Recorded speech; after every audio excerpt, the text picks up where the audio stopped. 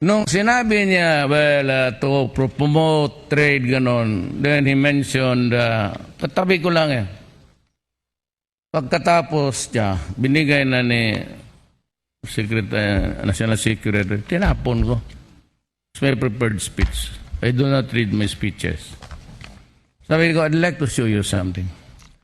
We kind of grieve over the human rights issue. When was the great philosophy of human rights? When was it first adopted? Or when did it evolve?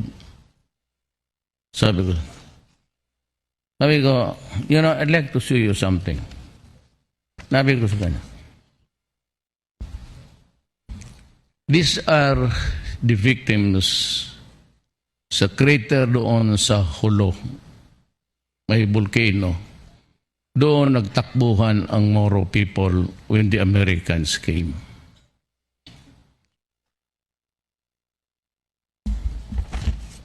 Nakakita ko sa pile of bodies. With our, tingnan mo mga sundalo sa tabi. Standing over the dead. You know, except for the religion, the Moros are our brothers of flesh and blood.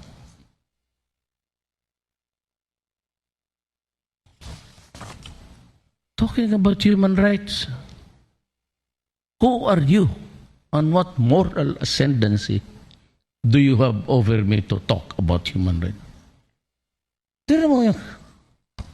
These are the Moro people who are massacred in the Dabo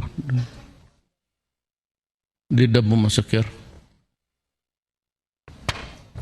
Meron sa Lanao, meron sa Davao rin.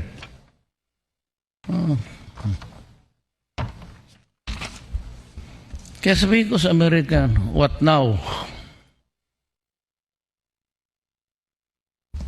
Me? You just allege that I killed about police because I ordered the police to kill 1,000 criminals? What is it to the 6,000 Filipinos, men, women, and children, all in a common grave? Because you were here as imperialists. You wanted to colonize my country. And because you had a hard time pacifying the Moro people. Why? Because in 1521, when Magellan landed in Leyte, bringing with him his guns, his cannons, his muskets, and gunpowder, Mindanao was already thriving an Islam community by almost 100 years. Mindanao was part of the Sri Visayas Empire, including us, pero ang dato nandoon sa kanila. But those who richer and had settlements, and even sila Lapu-Lapu, they're actually Muslim. It was the first religion, but kasi island for island, it was a contiguous one. They had a hard time. You read the archives of the Malaysians, and you go to the libraries of the Indonesians, you would know. Just a little reading. Nauna kasi ang Islam doon. So when the Spaniards came, they wanted to put religion there. It was resisted by the Muslims because they were already Muslim solidly for almost 100 years. So ang magawa ng the canons of Magellan was able only to get to one territory there, yung fourth pillar. But that was it. Finished. Then the Americans came.